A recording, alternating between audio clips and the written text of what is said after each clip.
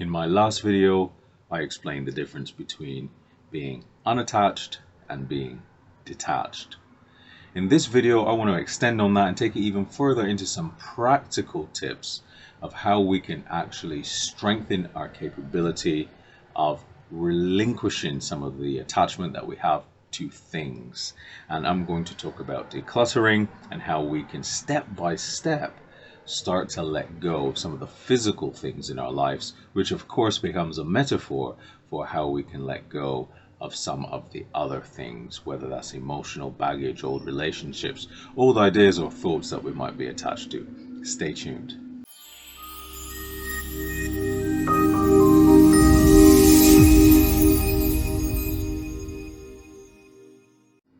Hi guys, Calvin again. So we're going to declutter your life. We're going to simplify your life by explaining some simple steps, a process that I use to declutter my own life, to get rid of some of the things that were weighing me down, and how that's also strengthened my capability, how it's boosted my ability to become more unattached. So the first thing I want to talk about really is just that we have a lot of things in our lives, this clutter, whether it's old clothes, whether it's paperwork, whether it is items that we deem to have sentimental value, or at least that's the story we tell ourselves. A lot of things tend to come with us and we're not able to let go of those.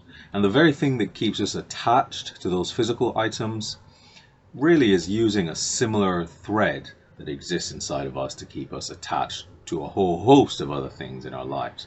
So how can we learn to let these things go? So the first thing I want to share is that we want to figure out and get clear with ourselves why we are doing this. Why do we want to simplify our lives? The second thing we're going to talk about is figuring out what we have, what I call taking inventory. And the third thing is, of course, actually getting rid of the stuff, shedding the load. So why do you want to do this? Why does anybody want to declutter their life? Well, some of the benefits are having a lot less need for the space that we already have. So we may have surplus space that we can do other things with, to explore creative ventures. We may have more space to do something different in a physical environment. But other practical things like figuring out what to wear. We don't have to go through all these different options, which of course we know that there is such a thing as decision fatigue.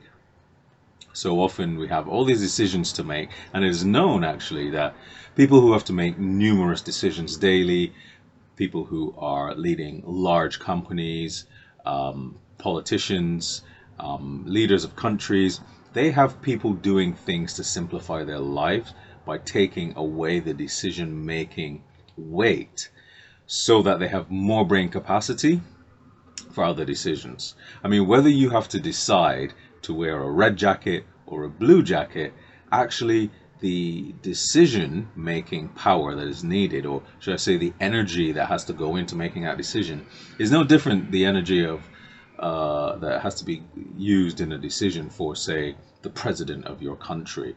Whether it's, let's say, the president of America decides, do I have to pull my troops out of Iraq or Afghanistan? The energy required to make that decision doesn't really change. The cost, the decision-making cost, if you like, is comparable. So the fewer decisions you have to make about what we can call mundane stuff, then makes that easier. So you get a lot more energy to make decisions that are important for things in your life. You get to focus on things that matter, basically. So why are we doing this? What matters to you?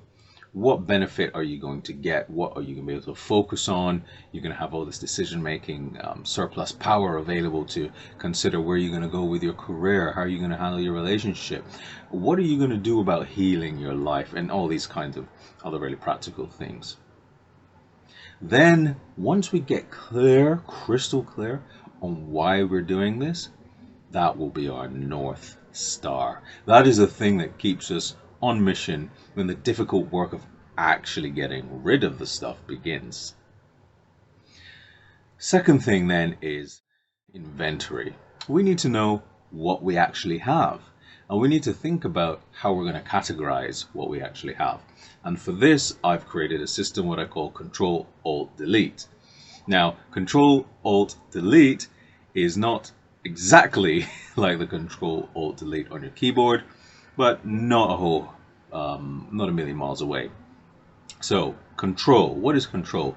In the control piece, what we're doing is we're trying to essentially figure out what it is that we need to control in the volume of our items. Do you really need 20 pairs of jeans? Do you really need 13 pairs of trainers or anything? You get the idea here. We're starting to control the quantity and volume of the things that we own so that we don't have too much burden in terms of physical space, but also, as we mentioned, too much burden on the mind of how much stuff we actually have to filter through and how much washing we have to do and how many choices we have to make of what we're going to wear tomorrow. The second thing to consider is alt. So once we've decided I've got 20 pairs of jeans and I actually don't need 20 pairs of jeans, I actually only really need 5 pairs, 3 pairs, whatever the number is for you. I personally go down to a very low number. I think I only have 2 pairs, but you may want to have fewer pairs, a number that feels right for you. Once you've decided that I'm going down to 5 pairs of jeans, let's say, then you have to think of alternative use for the surplus, and that's what the alt is. So the alt is like, what can I now do with this spare wardrobe or spare number of items of whatever it is you're reducing. If you're a workshop owner and you have a number of tools, for example, it might be tools, it might not be jeans. So now you've got these surplus things. What's the alternative use? Do I have anybody in my family that I can give it to? Is there a school that probably needs it somewhere for children who don't have clothing? Depending on where in the world you are, you might have options of delivering that to the school, or you may be able to give it to a charity who will redistribute that for you. Consider all the alternative uses of these items. And then finally, we have delete, which is very obvious. Deleting is getting rid of it. And if you have no alternative use for these items, then you can put them into recycling. So that is the structure we would then use for the third phase, which of course is shedding the load. So when we're shedding the load, we've taken our inventory, we have our system, and I've recommended in my PDF, which you can download up, by the way, beneath this video if you want to work through this step by step. I've actually provided some sheets for you to work through this system, really clear, logical pattern of moving, and then you can move into the third phase, which of course is shedding. And we've got the Control Alt Delete system to help you with the shedding.